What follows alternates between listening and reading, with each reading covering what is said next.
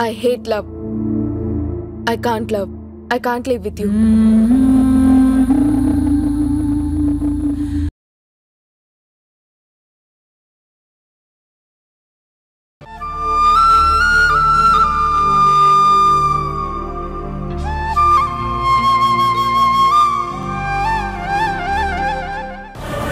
జనని గారు రమ్మరా కూర్చో. నేను మీకు కూర్చోడానికి వచ్చిందల్లా కనిపిస్తున్నానా? అదేంటి ధరణి అలా అంటావు? ఇంటికొచ్చిన వాళ్ళకి మర్యాద ఇవ్వడం, కూర్చోమనడం ధర్మం కదా? మీకు మర్యాదలు తెలుసా? మర్యాదలు తెలిసిన వాళ్ళైతే అలాగేనా ధీరజ్ తో ప్రవర్తించేది? ధీరజ్ మీద చేయి చేసుకుంటారా? ఏం అన్యాయం చేశాడని అలా కొట్టారు? ఏదో మంచిగా మా పెళ్లి ఆపాలని ఎందుకు ప్రయత్నిస్తున్నారని అడగడానికి వస్తే అంత విచక్షణారహితంగా దాడి చేస్తారా? అసలు మీరు మనసున్న మనుషులేనా? అసలు అతనేమన్నా అనరాని మాటలన్నాడా? కొట్టాడా? తిట్టాడా? మా పెళ్లికి మీకు అభ్యంతరం ఏంటని అడిగి మీకేదైనా ప్రాబ్లం ఉంటే సాల్వ్ చేద్దామని మంచి మనసుతో వస్తే ఆయన నిర్దాక్షిణ్యంగా కొడతారా? ఎందుకండి నా మీద మీకు అంత కోపం? మీ మాట మీరే ఎవరు ఎవరిని ప్రేమించకూడదా? ఎవరు ఎవరిని పెళ్లి చేసుకోకూడదా? ధరణి, నిజ నిజాలు తెలుసుకోకుండా మాట్లాడుకు. అవతల వాళ్ళు ఏం చేయకుండానే యువతల వాళ్ళు చేయి చేసుకుంటారా? నువ్వు కూడా ఆవేశంలో అసలు కారణం తెలుసుకోకుండా నోరు జారుతున్నావు. అసలు ధీరజ్ ఏం చేశాడో తెలుసా? ధీరజ్ చేసిన పిచ్చి పని వల్లే ఇదంతా జరిగింది. అయినా అసలు జరిగిందేంటో తెలుసుకునే ప్రయత్నం చేయి, కానీ ఆవేశంలో నోటికొచ్చినట్టు మాట్లాడుకు. ఏం జరిగిందో నాకు బాగా తెలుసు. మీరేం చెప్పాల్సిన అవసరం లేదు.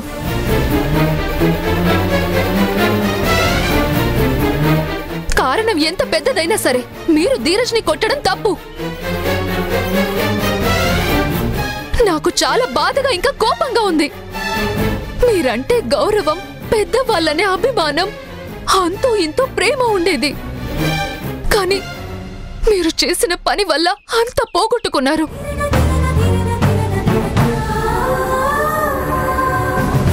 అది కాదు ధరణి. ధరణి, జరిగిందేదో జరిగిపోయింది. దీంట్లో మా అమ్మ తప్పేం లేదు. తప్పంతా నాదే. కావాలంటే సారీ చెప్తాను. చేసిందంతా చేసి ఇప్పుడు నాకు సారీ చెప్తే ఏం లాభం? సారీ చెప్పాల్సింది నాకు కాదు, ధీరజ్కి. పద, వాళ్ళమ్మ ముందే ధీరజ్కి సారీ చెప్పు. పద.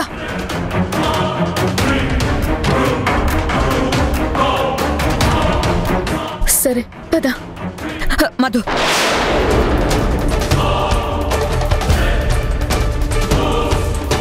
ధరణి, మధు ఎవరికి సారీ చెప్పదు. తను ఏ తప్పు చేయలేదు, ఎవరికి సారీ చెప్పాల్సిన అవసరం లేదు. అప్పుడు వాడు చేసిన తప్పు కంటే ఇప్పుడు నువ్వు అంతకంటే పెద్ద తప్పు చేస్తున్నావు. నిజానిజాలు తెలుసుకోకుండా గుడ్డిగా వాళ్ళని నమ్మి మా మీదకొచ్చి రెచ్చిపోతున్నావు. మేము నిన్ను అభిమానిస్తున్నావు. ఇంతలా అభిమానించే వాళ్ళం మేమెందుకు అతని విషయంలో తప్పు చేస్తాం?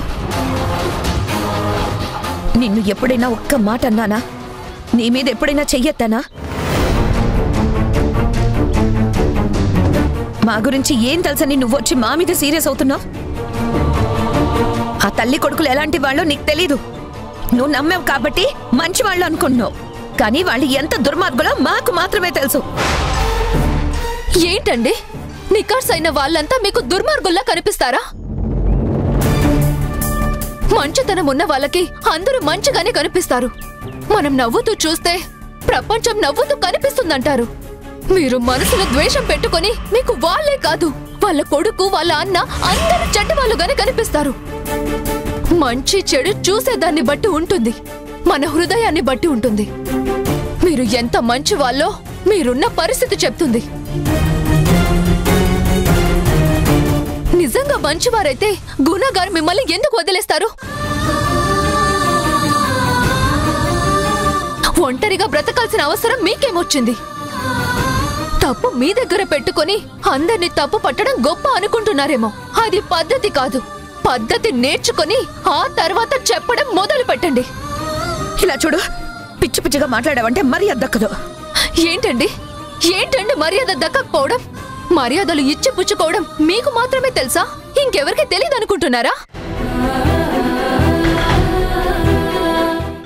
కంటే ఎక్కువ మర్యాదల గురించి, గౌరవం గురించి, పరువు ప్రతిష్టల గురించి, బంధాల గురించి, ఎవరికి ఎప్పుడు ఎలాంటి మర్యాద ఇవ్వాలో నాకు బాగా తెలుసు.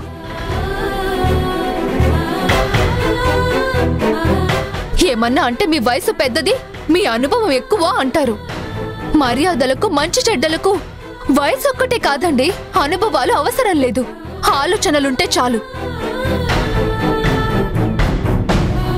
మొట్టమొదటిసారి మీరు నాకు పరిచయం అయినప్పుడు మీదెంతో ఉన్నతమైన మనసు, గొప్పగా ఆలోచించే తత్వమని, ఆడపిల్ల సమాజంలో బ్రతకడానికి మీలాంటి వాళ్ళ ప్రోత్సాహం, వెన్నుదన్న అవసరమని మిమ్మల్ని చాలా ఉన్నతంగా ఊహించుకొని ఆదర్శంగా తీసుకొని నా మనసులో గొప్ప స్థానమిచ్చాను. మీ మాటల్లో స్ఫూర్తిని, ధైర్యాన్ని నూరిపోసే విధానాన్ని మెచ్చాను.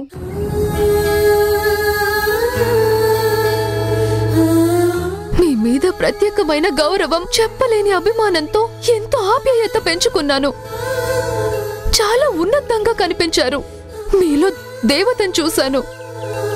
నాకు దూరమైన కన్న తల్లి మీలో కనిపించింది.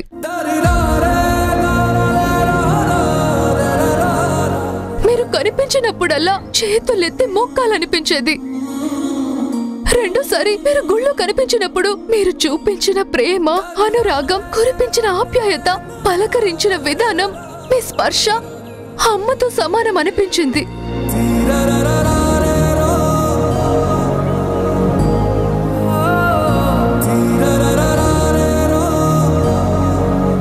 మీరేదో నాకు దగ్గర మనిషిలాగా, రక్త సంబంధం ఉన్న ఆత్మ బంధువులా అనిపించారు.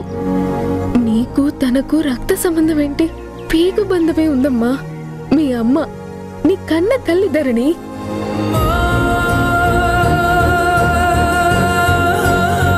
కానీ తరువాత మీరు నేను ప్రేమించిన ధీరజ్ని చూసి పెళ్లి చేసుకోకూడదు, కలవకూడదు, మాట్లాడకూడదు అని చెప్పినప్పుడు ఆమె పెళ్లి ఫెయిల్ అయింది కాబట్టి నాలాంటి వాళ్ళని పెళ్లి చేసుకోకూడదు అని అంటుందేమో అనుకున్నాను. మీ బాధ అందరిలో చూస్తారనిపించింది. మీ భావన పట్ల జాలేసింది. కానీ ఇప్పుడు మీ మాటలు, చేష్టలు చూస్తుంటే మీకేదో మానసిక రుగ్మత ఉందనిపించింది. చివరికి పిచ్చి వాళ్ళ అనే అనుమానం కలిగింది. కానీ ఇవాళ కన్ఫర్మ్ అయింది, మీరొక సాడిస్ట్. ఎవరి సుఖ సంతోషాల్ని చూసి ఓర్చుకోలేని నైజం ఉంది.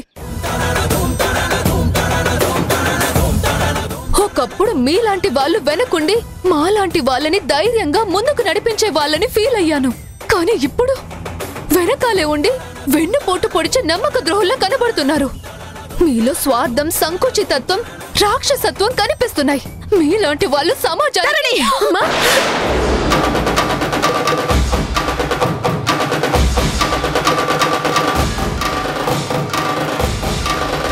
అమ్మ ఏంటమ్మా ఇది?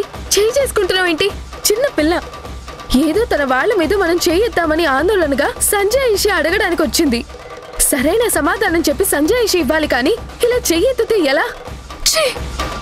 మూర్ఖపు మనుషులు. మీలాంటి వాళ్ళతో మాట్లాడాలని రావడమే నా తప్పు.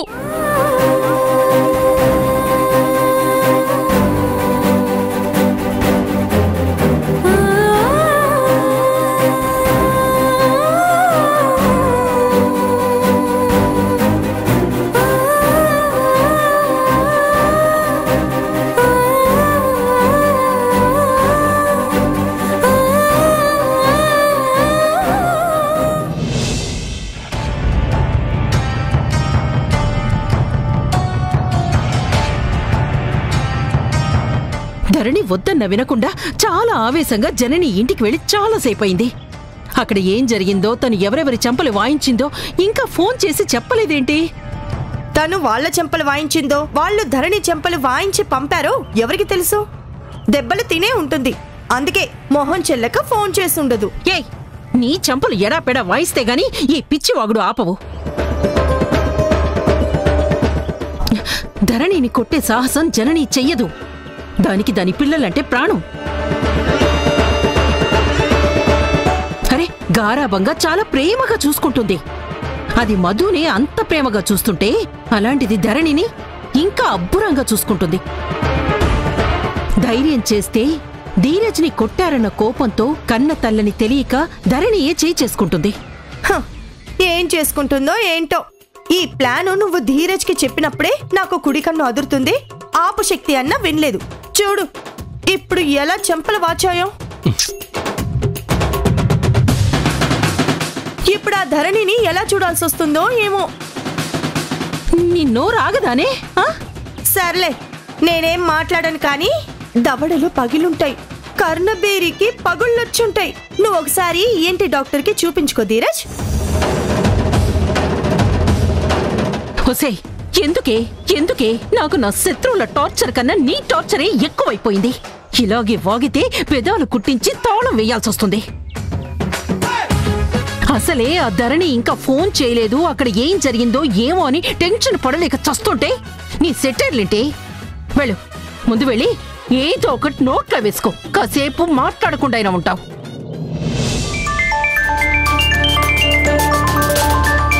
అమ్మా ధరణి, స్పీకర్ ఆన్ చేయరా. స్పీకర్. ఏమ్మా ధరణి, ఏం చేసావు? ఆ ముగ్గురి నోళ్ళు మూత పడేలా చేసావా? గట్టిగా అందరి చెంపలు వాయించావా? కాపడాలు పెట్టుకునేలా చేసావా? ఇంకా జన్మలో వాళ్ళు నోరెత్తరు కదా, మన జోలికి రారు కదా.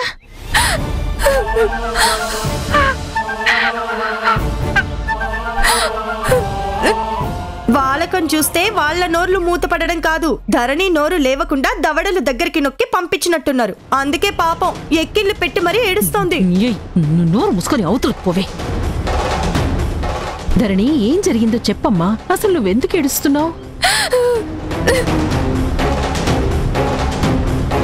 తను చెప్పేటట్టు లేదు, మనమే కంటి తుడుపు మాత్రం వెయ్యాల్సి వచ్చేలా ఉంది. నిన్ను నోరు ముయ్. ధీరజ్, నువ్వు మాట్లాడు. హలో ధరణి,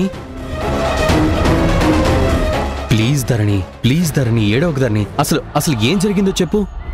వాళ్ళు నేనేమైనా హర్ట్ చేసేలా మాట్లాడారా? హార్ట్ ముక్కలయ్యే మాటలు, మనసు చెక్కలయ్యే దెబ్బలు పడ్డట్టున్నాయి. అందుకే పాపం అంతలా కుమిలిపోతోంది. నోరు ముయ్యవే, నోరు ముయ్యి.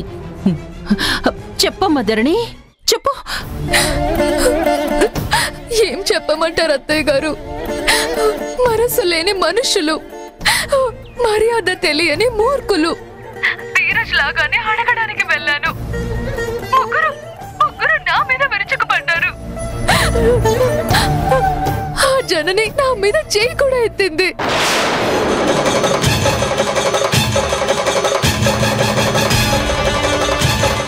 నీ మీద చెయ్యతాడు ఏంటి ధరణి? కొట్టకుండా ఎందుకు ఆగింది?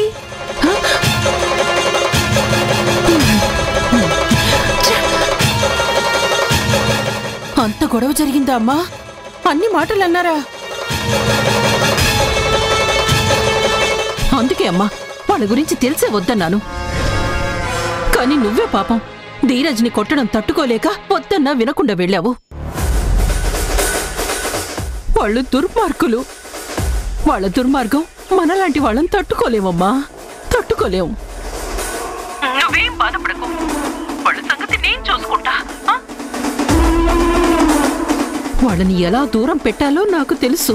నువ్వు ధైర్యంగా ఉండు. అలాంటి దుష్టులకి దూరంగా ఉండాలి. ఇంక నువ్వు వాళ్ళతో మాట్లాడమే కట్ చేయి. మళ్ళీ వచ్చి చేతులు కాళ్ళు పట్టుకునే రకాలు వాళ్ళు. అసలు లెక్కే చేయొద్దు. నువ్వు మొహం మీద చీపో అనాలి. సరే అత్తయ్య గారు, ఇక నేను వాళ్ళతో జన్మలో మాట్లాడను. ప్లీజ్ నువ్వేం ఫీల్ అవ్వక ధరణి. కాసేపు అన్నీ మర్చిపోయి రెస్ట్ తీసుకో. ఈ గొడవలు రోజు రోజుకి ముదురుతున్నాయి. చివరికి ఎక్కడి దాకా వెళ్తాయో. ఆ జనని చచ్చినా పెళ్లి జరగనివ్వదు. ఎవరెలా కొట్టుకు చేస్తే నాకేం, నా డబ్బులు దక్కితే చాలు. ధరణి పెళ్లి పెటాకులు కాకుండా జరిగితే చాలు.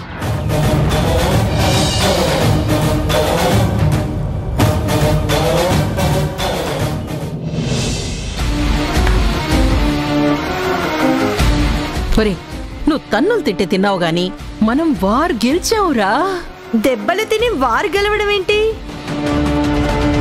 అసలు మనం గెలవడం ఏంటమ్మా? ఆ ధరణి అంతకు ముందు అంతో ఇంతో జనని అంటే అభిమానం చూపేది. ఈ దెబ్బతో అరికాలి నుంచి నడి నెత్తిదాకా అసహ్యం కోపం పెరుగుతుంది. ఇద్దరి మధ్య మంటలే కాని ఇంక మాటలుండవు. ఇప్పుడు జనని అమ్మా ధరణి నేన్ని కన్న తల్లిని అని చెప్పినా నమ్మదు కాక నమ్మదు. అసహ్యించుకుంటుంది కాని దగ్గరవ్వదు. సో ఈ రకంగా మన ప్లాన్ సక్సెస్ అయినట్టే, మనం గెలిచినట్టే కదా. కింద పడ్డ పై చెయ్యి అంటే ఇదే.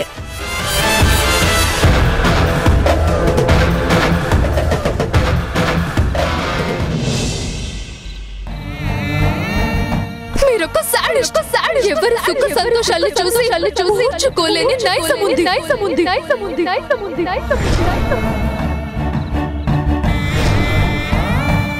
పాపం అమ్మాయికురాలు వాళ్ళ మాయ మాటలు పూర్తిగా నమ్మి వాళ్ళని ఇష్టపడుతూ మేము ధీరజ్ మీద చేయి చేసుకున్నామన్న కోపంతో వచ్చింది.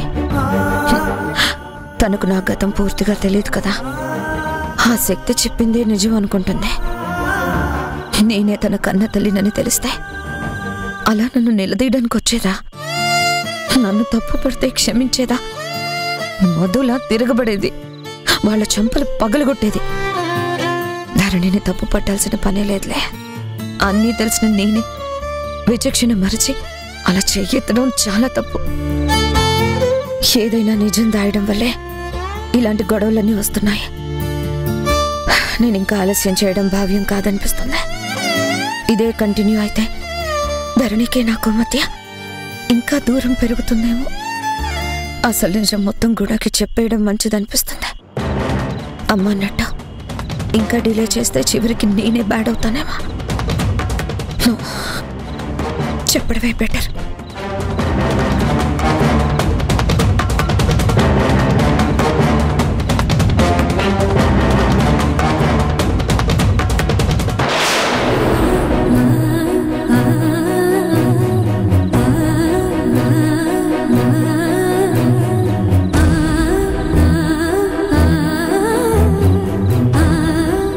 పాపమమ్మ ఇటు బయటపడలేదు.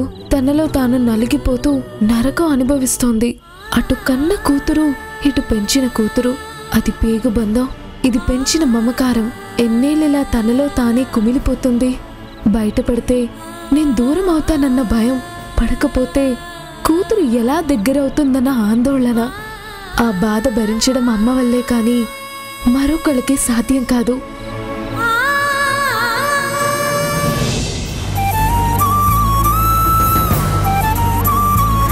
జనని మధు కలిసి ధీరజ్ కొట్టారా? ఆ చెంపలు చూడరా ఎంత ఎర్రగైపోయాయో.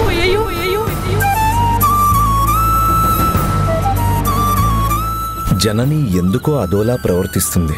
తనలో తనే ఏదో దాచుకుని మదన పడుతుంది. అంత చెప్పకూడని రహస్యం ఏముంది? ఏదైనా ఇండైరెక్ట్ గా మాట్లాడుతుంది. డైరెక్ట్ గా ఓపెన్ అయ్యి ఇది విషయం కూడా అని చెప్పొచ్చు కదా. ఆ ధరణి ధీరజ్ల పెళ్లి విషయంలో ఎందుకు తను అదోలా ప్రవర్తిస్తుంది? ధీరజ్తో పెళ్లిని ఎందుకు అబ్జెక్ట్ చేస్తుంది? ధరణి మీద తనెందుకంత స్పెషల్ ఇంట్రెస్ట్ చూపిస్తుంది?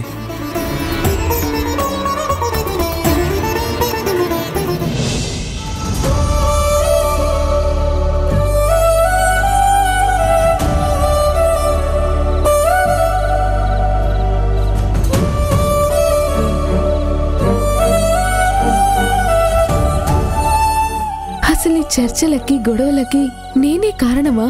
నా మూలంగానే ఆ ధీరజ్ ఇంటిదాకా రాగలిగాడా? నా బలహీనతను అడ్వాంటేజ్ గా తీసుకొని ఆ శక్తి ధీరజ్ గేమ్ ప్లే చేస్తున్నారా? నాకు మా నాన్నెవరో తెలుసని చెప్పి వాళ్లకు చెక్ పెడితే నాకు తెలిసినట్టు ఆ శక్తి అమ్మకు చెప్తే అమ్మో ఇంకేమన్నా ఉందా? అమ్మ టెన్షన్ భరించలేదు. అసలు ఎలా ఈ చిక్కు ప్రశ్నలన్నీ వీడేది? ఎలా అందరం సంతోషంగా ఉండగలిగేది? ఎలా ధరణిని ఆ ధీరజ్ శక్తుల బారిన పడకుండా కాపాడేది? నా మూలంగా అమ్మకి ధరణికి మధ్య గ్యాప్ పెరిగింది. ఏదో ఒకటి చేయాలి.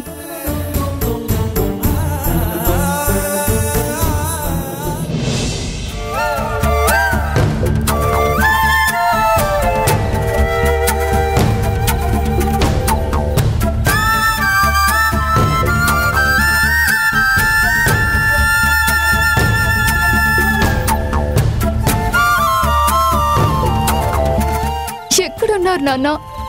నా పెళ్లి ముహూర్తం ఫిక్స్ అయింది, మీరు లేరు.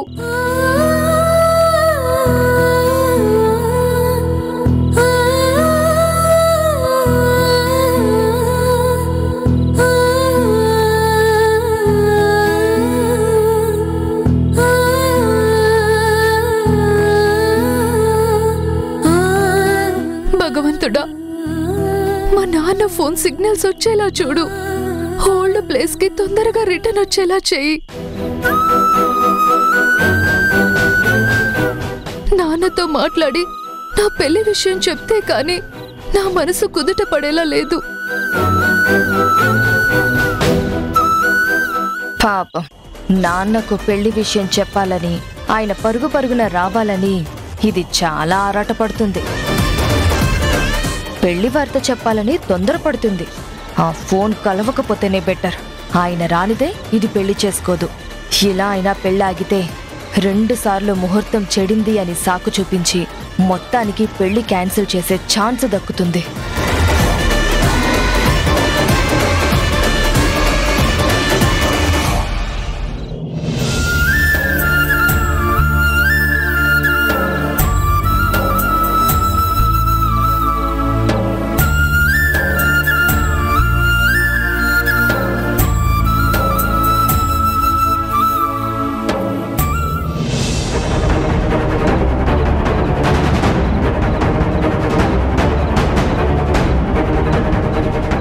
అమ్మమ్మా, అసలేం జరిగింది? ఆ ధీరజ్ గాడు మధుని తీసుకొని వచ్చాడురా. మధుని వాళ్ళ నాన్న దగ్గరికి తీసుకెళ్ళు. పాపం నాన్న నాన్నని కలవరిస్తుందని చెప్పింది.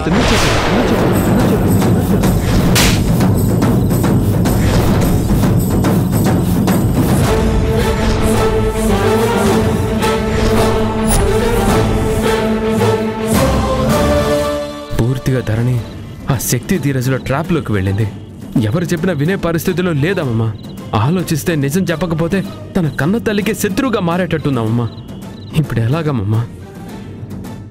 కాస్త తగ్గుతావా? ఏ ఆగడం తగ్గడం ఇక నుంచి నువ్వు నేర్చుకోవాలి జనని. నా తమ్ముడితోనే నిన్ను పెళ్లికి రావద్దు అని చెప్పిస్తాను. నా కొడుకుతో నీ కూతురికి ముడి పెట్టిస్తా.